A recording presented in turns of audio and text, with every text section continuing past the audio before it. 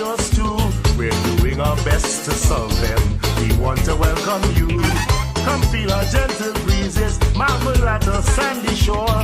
Our crystal sparkling waters, bet you can ask for more. St. Thomas, St. Paul, St. John, next door to the PDI. Filled up with fascination, your interest we will satisfy. Some people they try to top us, but man they just cannot. I suggest you come and join us, because the VI hot. Hey.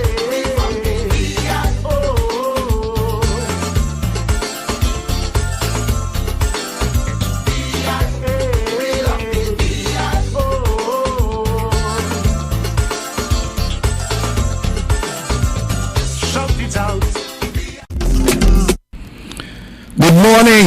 I say good morning to each and every one of you in the Virgin Islands. I'm talking about St. Thomas, St. Croix, St. John, Water Island. I just want to say good morning, and we thank God for sparing us from the wrath of another hurricane. Of course, none of us want to experience a hurricane again. That's been quite, the scars are still there. You look around and you'll see a lot of scars still here in the Virgin Islands. And I'm talking about all the different rooftops that you're seeing, blue tops still on roofs.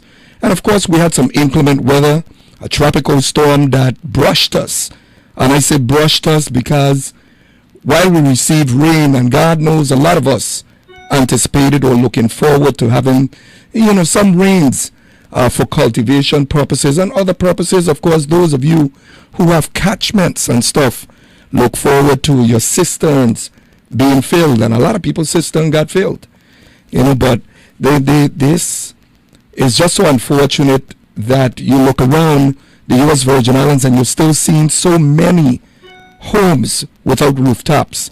And I think that it's a very stressful experience for those folks whose homes were compromised and still continue to experience leaks and other things. And, while I'm talking about that, let me skip over, go back, go to the COVID-19 cases and vaccinations. Folks, it appears that the government is really headed to mandatory vaccination. Have you guys seen in the portal now, when you're traveling, you can't re-enter the Virgin Islands without having vaccination and without being vaccinated. And of course, people who are visiting the U.S. Virgin Islands, you can't come to the U.S. Virgin Islands unless you're vaccinated. That's going to be interesting, because there's a lot of folks out there who feel that they're being stripped of their choice to decide whether or not they would have or proceed with having the vaccination. But that's going to be another subject we're going to discuss. And, I just don't want to skip over this issue about the hurricane season and those folks out there. A lot of residents, a lot of Virgin Islanders who to date, still have not received any type of relief. And when I say relief, I'm talking about assistance from these different programs. We're talking about billions of dollars that was earmarked to the U.S. Virgin Islands, but we're not seeing real signs of it. And I'm wondering, where's the money? And I think folks are going to be asking, where's the money? Because if you're saying that we got over 1.4, 1.5, 1.8 billion dollars earmarked to the Virgin Islands, post hurricane for disaster assistance, you just wonder, where is it really going? Because if we're talking about, if we look at our infrastructure, we're not seeing the signs, significant progress when it comes to rehabilitation or even new construction of a lot of our government facilities, to include schools and hospitals. But we'll discuss that at a later date. Folks, I know many of you experience these water outages. The WAPA outages. And it's extremely stressful. I have a friend, he said he was cooking some chicken sausage on an electric stove, and the current went off.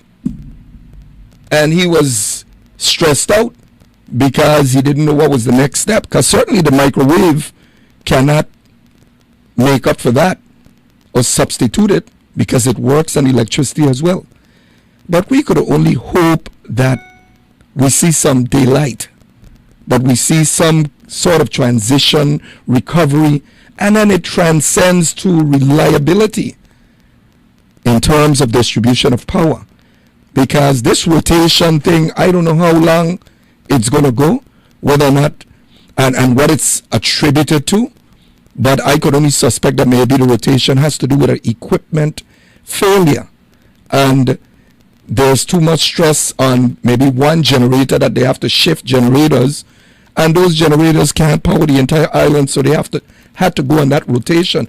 But hopefully someone from WAPA might call, maybe the public relations person, Mr. John Griot, and explain to us what is really going on. Because, you know, people, we just experienced another rate increase, and the rates didn't transcend to consistent and reliable power. They're still experiencing problems. So we can only hope that they turn this thing around, because like I said, people are getting extremely stressed out with this this stuff. Now, I wanted to touch on something because someone approached me over the weekend about medicinal marijuana legislation, the medicinal marijuana legislation. And of course, I understand that senators are getting ready to address that particular issue, and in the form of an amendment in the nature of a substitute, and hopefully they will in fact fast track that. Because do you realize that it's been 3 years since that legislation was passed? And I had a brief conversation, of course, with the director, or I'll call him the commissioner, Evangelista, from licensing and consumer affairs or consumer protection. And he assured me that they are in fact moving to try to get this medicinal marijuana in full effect. And I'm not a smoker, but certainly if we're tying this, and it's supposed to be partly a panacea for the GRS system in terms of the revenues that it generates, it doesn't seem like you're operating with any level of urgency to put in place revenue producing programs. And certainly the medicinal marijuana legislation, I want to share something with you guys, because within that law there are timelines. I believe there was approximately 120 days that certain things were supposed to go in place. Now, I understand that in the legislation, the doctors can start prescribing to their patients. And the patient, of course, goes to licensing to get the adequate permit.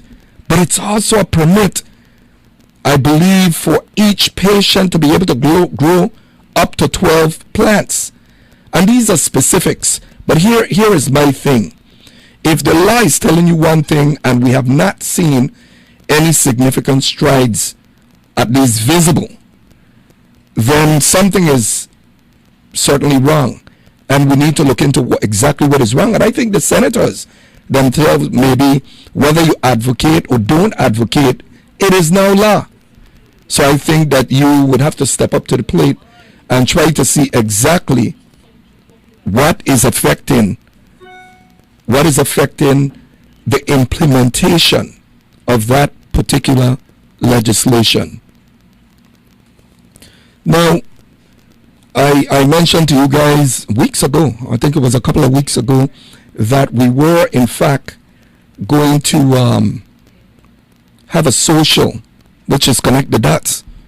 Well, I have decided that I am not going to have a social now until this COVID-19 is under control. And I'm quite sure a lot of folks feel the same way, that they don't like to be, or they don't want to be at this time in large gatherings, because this Delta variant that has made its way to the Virgin Islands, and now I understand it's in the BVI. We can't only say God protect us, but we also have to try to practice all the precautionary measures possible to make sure that we contain the spread of this stuff, because this thing is getting serious. We've had friends, and I mean, a lot of us that have friends that actually died from COVID-19. So this thing is serious. Now, in terms of, and I'm hopeful that maybe the administration kind of focus on helping people with wellness to build certain or create certain regimens for themselves. I mean, eating habits. But just don't say things that would be insultive or insulting to residents of the Virgin Islands, because the part that saddens me is that now it seems as though there is an orchestrated effort to pit those vaccinated against those unvaccinated. And I think that is truly unfair. It is truly unfair, because each side should be given the right to exercise choice. And I've said this repeatedly. I think that we need to embark on an effective program if you're going to convince people to take the vaccination. But folks have a legitimate argument, and I'm going to repeat it myself. I've been vaccinated, but that don't mean that I should advocate forcing people, mandating folks who feel that they should be able to exercise their choice. They should be able to practice all the precautionary measures necessary to, in fact, contain or prevent themselves from getting it and spreading it. Because those of us who have been vaccinated still have to adhere to certain protocols. Those protocols are, if we decide to travel, when we're returning, we have to submit ourselves to again another test, paying $150 in order to come back in the Virgin Islands, still have to wear our mask, still have to subject ourselves just basically to everything that an unvaccinated person have to subject themselves to. But it is what it is, and I know that folks are getting somewhat stressed out, and I don't blame them, because this is something that it's going to be around for a long time, and it's not just going to go away. And hopefully with these tests, that it's not experimental or on a trial basis, the vaccinations, that they're able to qualify, quantify, and support its effectiveness with data. Well, we look forward to that too. Shifting the subject, I've had a number of calls or persons approached me from last week, Thursday and Friday. And it was folks who were calling basically about their income tax refunds. Now, many of you know the history of the income tax refunds, and I could take you way back when an elected leader or member of assembly that in their wisdom felt that there should be a set aside. It was set at a minimum level, 4.5% of what is collected in income taxes. Now, that was for the purpose of being able to fulfill an obligation to the residents of the Virgin Islands. And I'm talking about taxpayers who overpay. Because not every tax refund, not every tax return will yield a refund. There's a lot of us that actually pay income taxes and never see an income tax refund for a number of years until you fall within a certain category. But I think it's unfair that a person would have overpaid and can't get their money on time. So navigating back to the income tax refund. The income tax refund set aside was established for the purpose of continuity, to make sure that income tax refunds were paid, and not only paid, but paid on time. It went from 4.5% set aside. I increased it to 10%, and I worded the law differently. That's on the books.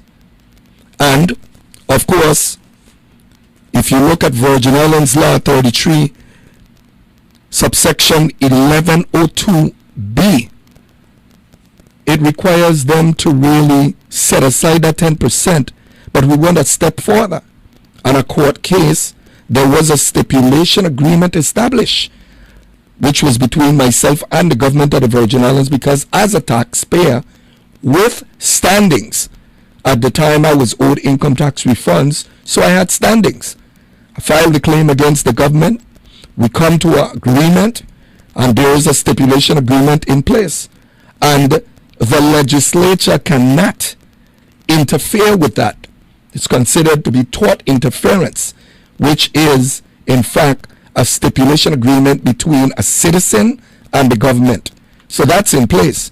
Now the government will tell you that the 10% set aside does not fully satisfy what is owed.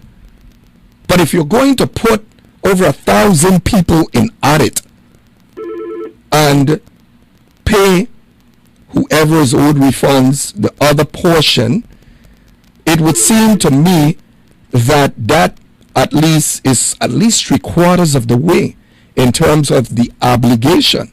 Now, I commend any senator that would raise that to 15%. And I understand that there is.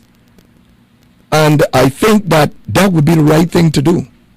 Because in fulfilling that obligation, folks, Virgin Islanders, you know there was a time, long ago of course, when we filed and we met the deadline, we got our income tax refund in about 2 weeks. And the first thing that I think of now that it's changed so drastically, and I mean from administration to administration, I think of those parents that have to buy school equipment, supplies for their children, and depended on that windfall to be able to buy the necessary supplies for the children to go to school.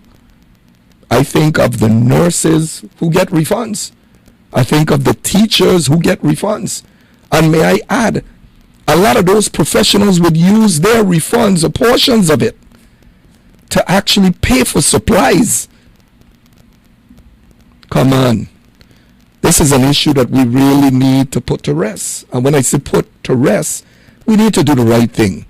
We need to put that law, or exercise, or practice, or implement that law to its fullest extent to make sure that Virgin Islanders are getting paid, and they're getting paid on time. So that's going to be another issue that we will be looking into. But this morning, you know, I actually circulated on my social media the subject that we're going to be discussing this morning that had to do with housing. Has the VI housing, when we talk about the inventory, you see there's a housing shortage in the Virgin Islands. And that housing shortage has had an impact on Virgin Islanders. So here's a question that I have to ask. Hundreds of folks were actually displaced from Hidden Valley, High Rise, a lot of different areas, Cowan Terrace, you name it. Where have those folks gone? Has it contributed to homelessness?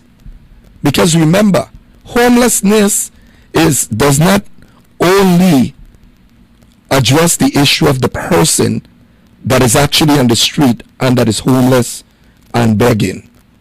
Homelessness is also a person who is forced to live with someone else, to seek accommodations, to seek shelter elsewhere. That's also homelessness. And I don't think that people understand that the level of homelessness in the Virgin Islands have increased. So it goes now to our housing shortage. And I'm not, I'm happy that on the other side of the spectrum, when you're dealing with tourism, that a lot of folks, Virgin Islanders, who have the benefit of being able to rent out apartments on Airbnb, that they're able to generate an extra income. But I'm talking about residents that need long-term housing. And I think that we need to make that issue a priority as well. has the decline resulted and, like I said, contributed in, to homelessness? Is housing a priority in the Virgin Islands? And that's what I want to discuss this morning, because, when you look, I remember going over to Loveland and seeing one of the buildings were completely destroyed. Where did those occupants relocate? And I'm tempted to believe that Virgin Islanders are leaving the Virgin Islands in large numbers, especially the young, who will not stick around to contribute because they don't feel that the opportunities for them exist. The parents who have children that have to live under those conditions, certain conditions, and it's extremely stressful, they would prefer to send their children to the States to be educated, because there's a void here in the U.S. Virgin Islands. And this is why I continue to say that it's so important that we find a way to put certain things in place: income tax refunds on time, housing, increase our inventory. That is going to be so important, because even on the other side with hotel accommodations, I'll jump over there just for a second. I don't think that we have increased our inventory, especially here in St. Thomas. We have increased our inventory in probably over 28, 30 years, because we haven't built any new hotels. So are we going forward or are we going backwards? Folks, I'm hoping and I'm praying that we can get our act together and start to really address these issues in the most vigilant way. Because if we don't do what is possible to facilitate even expending that money that we have available to us, what's going to happen with that money? I'm sure that some of it is going to be going back. I've heard many senators speak about the issue of federal funds going back because it's unused, because there's no operating plan or spending plan in place. I've heard in short preliminary audits by the federal government that the Virgin Islands lack capacity. With all these major contracts being given to persons who don't even have performance records but claim that they could fill the gap, I'm not seeing any significant progress. I think of Witt O'Brien. Witt O'Brien probably have made over $100 and something million in 1 year and continue to rack up some money from those federal funds. And they exist here as project management, and you're still wondering at what point where Virgin Islanders are going to see significant progress. And we may not take it, some of us may not take it serious because we are comfortable in our respective positions. But holistically, it is a problem, an issue that needs to be addressed. And I'm talking about on these different fronts. Because if we fail to put money in circulation, if we fail to put proper accommodations or start to build out accommodations, if we fail to make it conducive and make it possible for even Virgin Islanders to own their own homes, affordable homes, then we would have failed ourselves, because we have to live in the same society. And I wouldn't be surprised, and I am not going to say anything that may sound like there's any stigma, but even the crime issue and all these things we're going to have to address.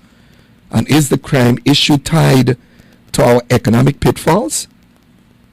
I tend to believe that if we fail to be aggressive with providing opportunities and real opportunities, if we were building homes and we're building rebuilding buildings to provide people accommodations, then you could say that there's some kind of progress, that folks are receiving serious aid, real aid.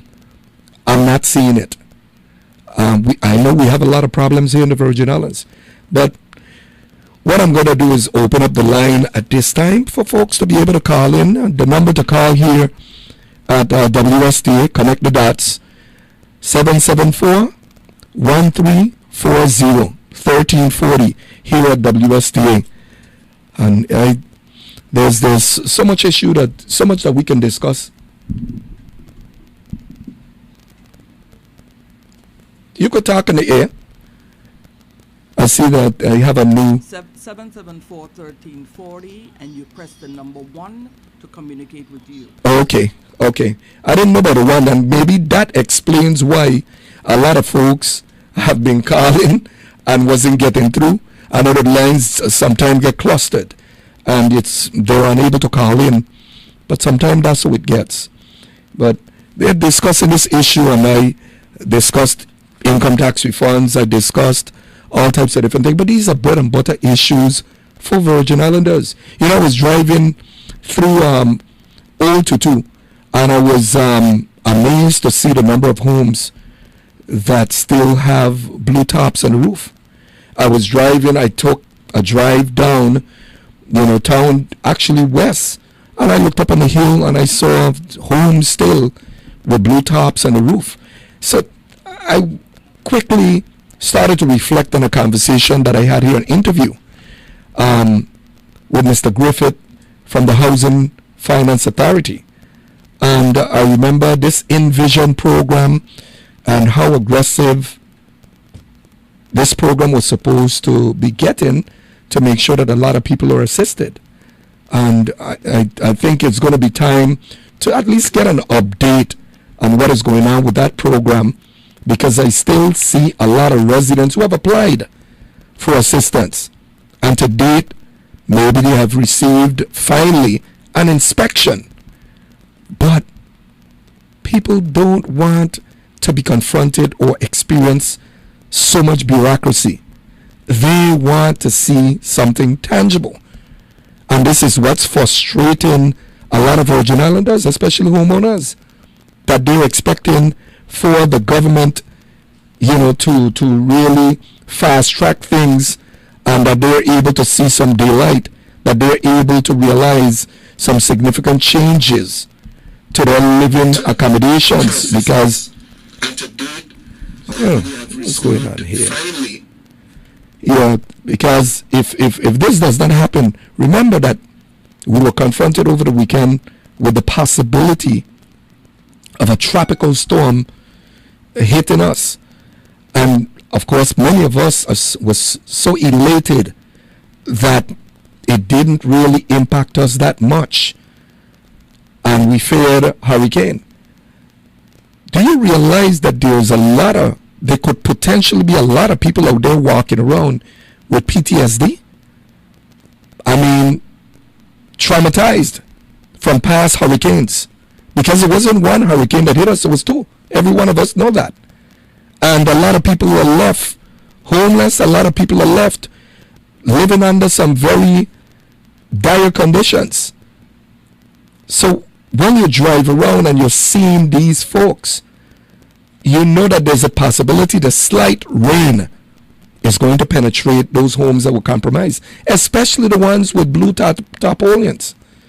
Because I don't think any resident is going to be going up there and changing their tarpaulins from month to month or every 6 months or on any certain period. That wouldn't make any sense. That's the labor that goes into it, especially the single parent or especially the elderly person who just wouldn't be able to do that. We got to do better. We got to improve these conditions to a better level. Let me go to the phone lines. We have a caller calling in. Good morning, you're on the air. Connect that. Fonzie, morning. Yeah, morning. Two things. First, the pandemic. Regardless of if you're vaccinated or vaccinated not, and this is coming from CDC, you're still getting the virus and you're still spreading it. So what's the thing? Yeah. One. Two. vision program and then and that program. Then people ain't doing nothing. You should see the letter they sent me the other day. The people who running that show, they need to be waterboarded and finished first. First opportunity. Just like the guy that called and said he was a taxi driver and he looked down from mountain tops and see what's going on. I am positively sure there's a lot of people here that think the same way I think. That guy needs to go. Why name? He's a public servant. That's it. Yeah. But he needs to go. They put money in the place and the stakeholders don't know what to do with it. You put in RFPs out there to find out what you should do. Put a white boy in there and see what he do with it. This ain't nothing to do with no race. Period. The stakeholder needs to go. He needs to be waterboarded and Brian can't see that. Brian know what time it is too. That's my take. So let me ask you. I know. Hello. Yes, I'm here. Yeah, I was going to ask you a question. From the date that you filed, because you had to obviously file an application, correct? Hey, this thing going 4 years now. Give me 4 years. That's why I'm asking the question. 4 years. So you filed an application after the hurricane or at the point that they opened up the office to start accepting application? Let me tell you what went on. Yeah, give us a little history. People came in here, did their assessment, okay? All right. FEMA gave me $20,000. I asked FEMA because that $20,000 can do nothing with my place. I asked FEMA if I can spend the money to set up another place that I was building at the time. FEMA told me go ahead and all that. I asked them first before because the place that I was building to make a home office was at like 25% of the building that gets thrown away. And the place is attacked. Okay? FEMA tell me to go ahead. So I went ahead and did what I had to do. So I right here right now. I ain't going no place. Yeah. You know? And then I had to pay up taxes. Okay? I had to pay up taxes. I went and borrowed money to pay the taxes that was sitting on the on the property for back taxes. Yeah. So I could have filed this doggone thing. Then I filed it. Then I waited. Then people never came. In fact, nobody came along with. Then March last year, March this year, I get a text telling me that they're going to have inspection on the 31st. And they sent somebody out and the guy came and he inspected. Yeah. I never heard nothing from them people again until I get a letter that tell me I had duplicate benefit. I want to take that duplicate letter of benefit and put it in the daily news. I don't care what it costs me. I don't put it in there so the whole general public could see what they're doing in there. That nothing behind there. They need to be waterboarded and thrown out. I'm asking you, I want for opportunity. Period. And I know good how to waterboard. Put them in some lime and salt and tap water, and then throw them in the waterfront. That's my take. Good one, too. Later. Okay. You have a nice day. You see, that's just a reflection of folks frustrated that this, these programs are not really working or providing services at a different level. I mean, we have hundreds of folks out there who are depending on this program to be able to bounce back and get back to some level of normalcy. But when you have a person that is telling you that this thing has been going on for over going on 4 years. That's not a good take at all. And I could only imagine the number of other folks who probably experiencing worse conditions. Let's go to the telephone again. Good morning, you're on the air. Connect the dots. Yeah, good morning, Francis. Morning. I agree with you on the debate and discussion on this vaccination and things. And to me, I'm a gentleman mandate that the price, employment, and education with your vaccination, that's to me, that's kind of discriminatory, you know. And we got to stop playing with blame game, pointing finger, because whether you're vaccinated or unvaccinated, like the gentleman said, you can catch it and spread it. So we all got, both of us, whether vaccinated or unvaccinated, we have to practice the best health approach and continue doing the CDC, protocol, you know, to protect all of us, you know. Yeah. And some people think the unvaccinated people are not looking at science, facts-based information. We are looking at facts-based information, and then we make either informed consent or informed dissent. That's a choice. That's a choice, you know what I mean? But we are looking at the best health practices, health practices with CDC protocol, you know, to protect myself, our family, and the community. Because some people think we do it risky and ignorance and everything, you know. Anyway, that's my point and talk about. In terms of housing, I applied to Vision tomorrow about 4 years ago, you know, when we got no assistance. And she's not trickle down or anything, you know. In the neighborhood which I live in, and I retreat, you can still see some blue, around, you know. They're going for 4 years, and they have not seen a lot, well, for the women, I have not seen anything trickle down yet. Any decision made whether I didn't apply for my mother house, and I'm going to respond yet, no. Yeah. Well, I know it's a number of people, and I've been hearing it over and over and over, and you figure we're in 2021. Hurricanes were in 2017. So you're wondering at what point you're going to hear people calling and saying that they received assistance, that they got their homes rebuilt, repaired, you know, and it was the quick repaired still ain't working for people.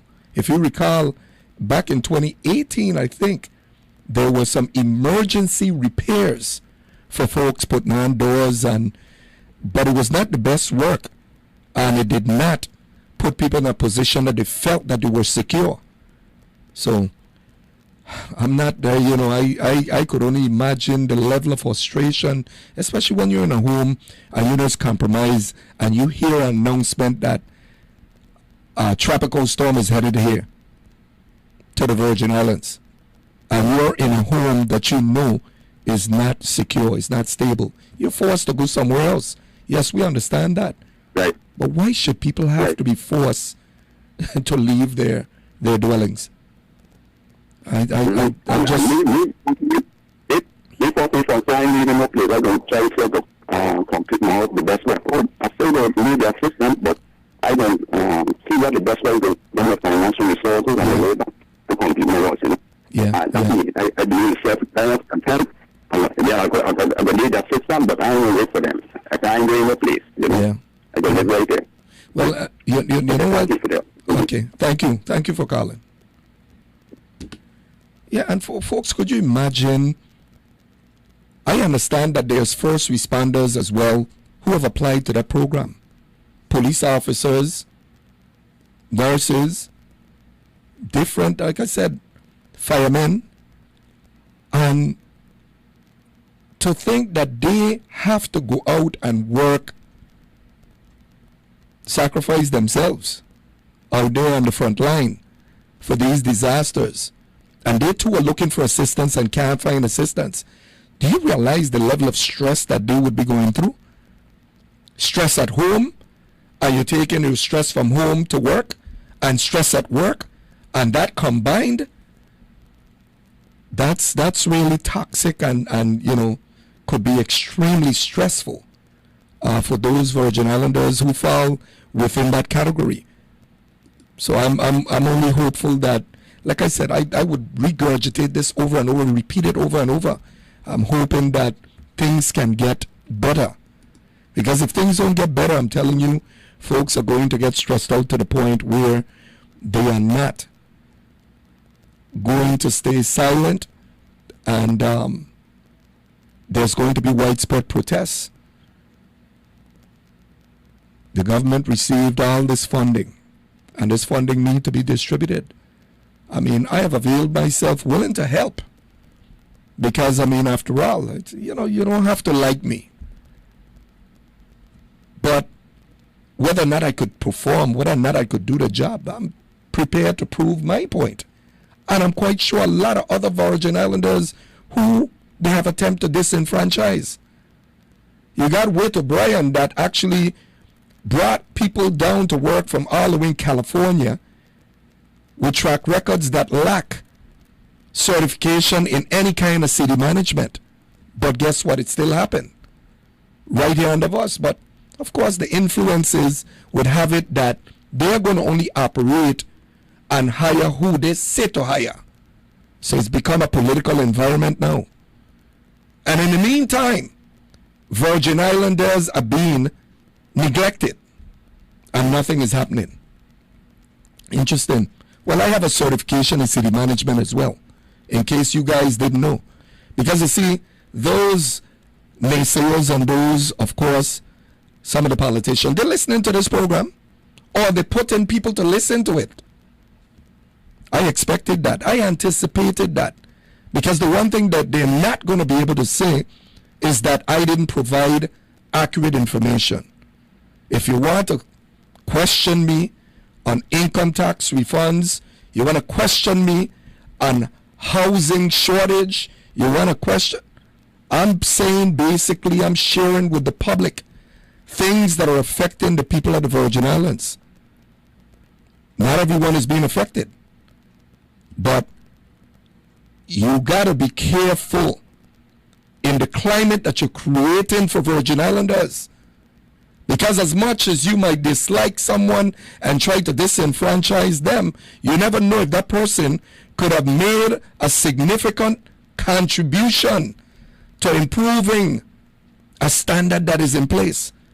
Because as far as I'm concerned, what I'm witnessing is a lack of compassion. And it has to be a lack of compassion. Because it's saying governor, lieutenant governor, and all of them driving the same roads that we drive. They see the same things that we see. Good morning, you on the air. Connect the dots. Yes, good morning. The governor stated he going to pay some income tax in September, and he paid some already. Give him credit where credit is due, okay?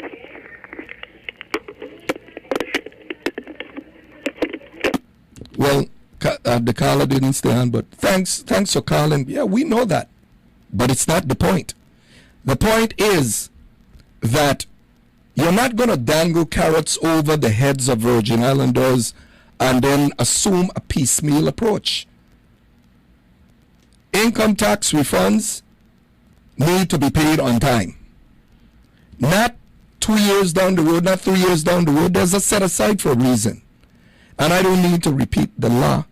But let's give him credit for paying out some income tax refunds. Is there any income tax refund still owed? How much is still owed? When will it be paid? If you follow the income tax set aside, and if I may add, the Senate from time to time, the legislature, the senators in their wisdom have put under the miscellaneous section of the budget, and even sometime it is supplemental part of the budget, an appropriation, an allotment, an appropriation for the purpose of what? To make up whatever differential there were to pay income taxes. So guess what? In the same vein, let's not give credit for 1 quarter. What about the senators that actually put aside in the miscellaneous section of the budget an appropriation to pay these?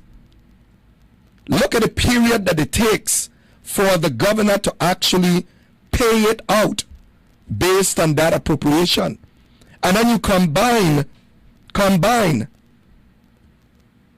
the income tax refund set aside, which is 10% of all taxes collected.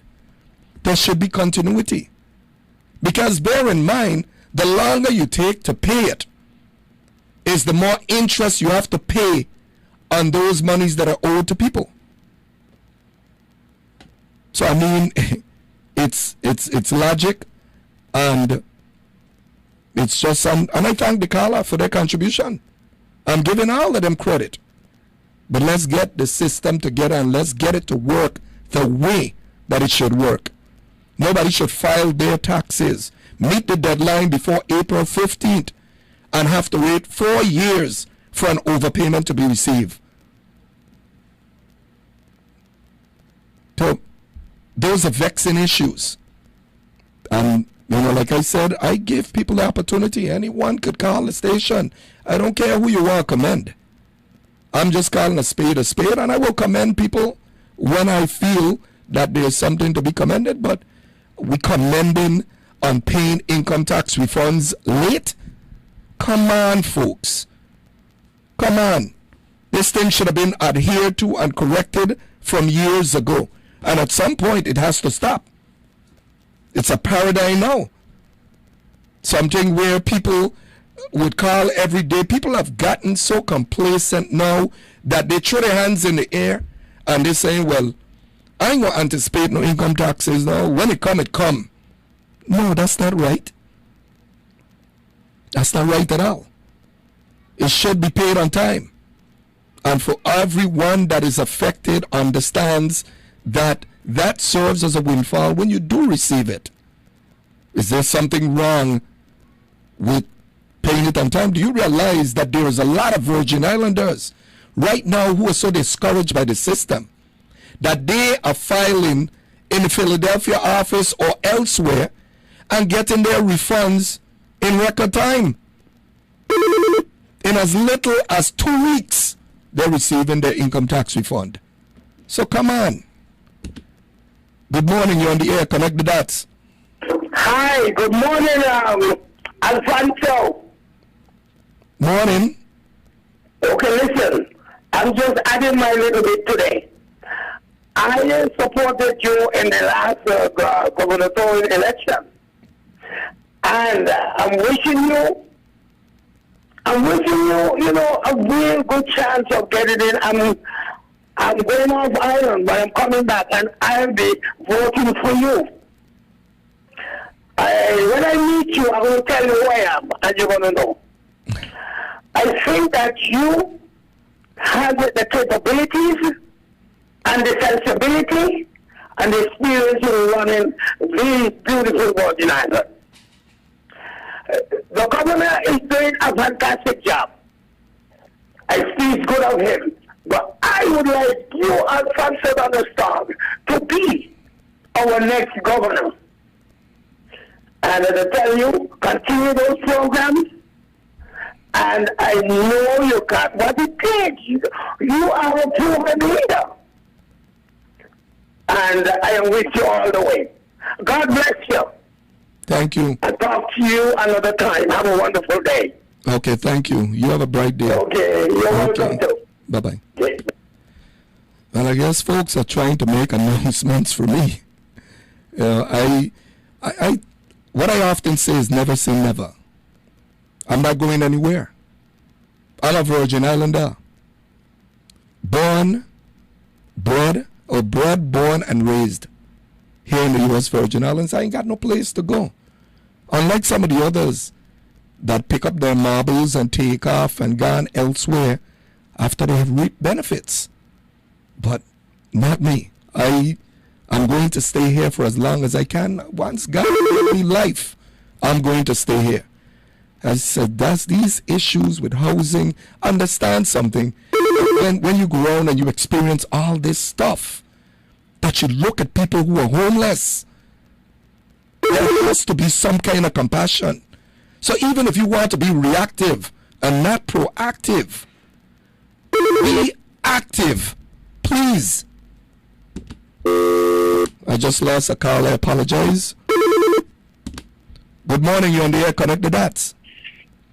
Good morning. I'm blessed. How are you? And I hope the same. I hope well for you. Senator Donaldson, when we heard something about people not being educated about the COVID situation, right? Yeah. And I think that within authorities, the honorables,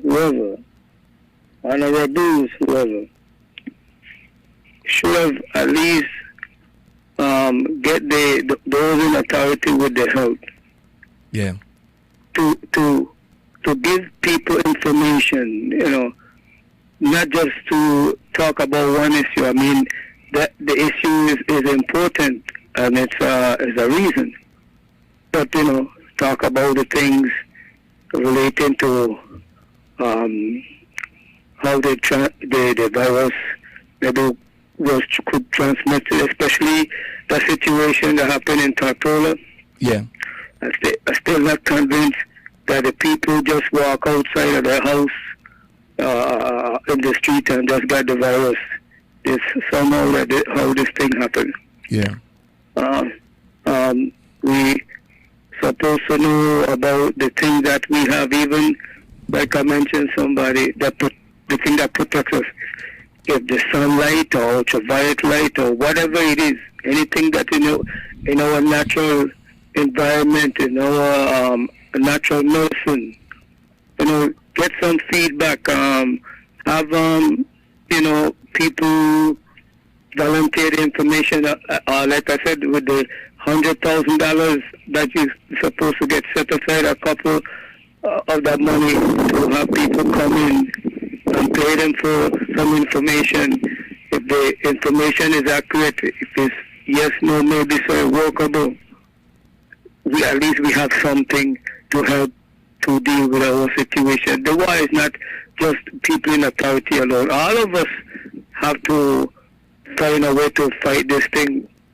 And every little information, I think every little thing helps.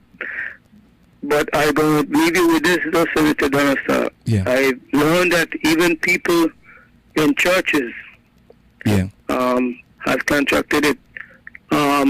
When I can't find any place where there's a confined space, it's most likely possible. And there are people who even, not out of the church, in the church alone or anywhere, they know they have it, and instead of, secluding themselves or avoid giving it to somebody, they're saying, well, somebody give it to me, so I gonna give it to somebody. Those are the kind of things that public. Yeah, I would think about contagious diseases and people who willingly know that they have it. Yeah.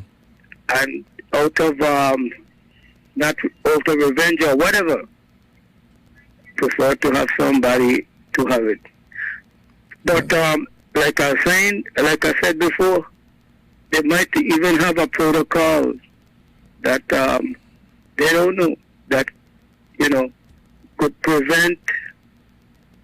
First of all, it prevent people from having the anxiety and the fears of contracting it. Plus, it makes it easy to be manageable. Yeah. But if nobody is willing to reach out, and find out about these things, then how is that going to be able to help the population and the people they're supposed to protect? And remember this last thing I'm going to tell you. Don't think about me as the one who say about it. I might just be the messenger. Yeah. Or anybody else. It's the God above who make these things possible. And if he have a chance to help us as human beings, we got to give him the honor, the praise, and the glory. Yeah. And there are those who can't do it or don't know nothing about it. So, of course, they got to pay the price accordingly, see? Yeah. But God is good and God is great. And there's those who could remember that. Maybe he will he will smile at them, or he will give them some hope, because hope comes from him. So with that, I have to leave you with that and hope that it might be of some importance or a contribution to whoever and whenever, okay? God bless you. Thank you, sir. Thanks for calling, okay? Have a blessed day. Yeah, folks, you know, there's a lot of people out there that still are optimistic and look at things for what it is, and of course try to coexist and exist. And I'm deeply saddened to hear that there's even people out there who would actually say that they got it, so they're going to give it to somebody else. That is wicked. That is wild. And I should hope that there's no one really going out there and doing that, because that's a criminal act. If you know that you contracted something and you willfully, capriciously, deliberately go and give it to someone else, that is not good at all. Folks, I'm down to the end of the hour, and I'm going to play just some commercials for a couple of my sponsors and come back and close out real quick.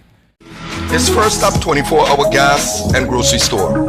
Your number one convenience store, located across from Vitraco Park. You name it, and they have it. From electronic accessories to your favorite drinks.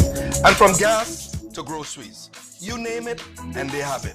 First Stop 24-hour gas and grocery, located across from Vitraco Park. Check it out. Your favorite store for gas and grocery.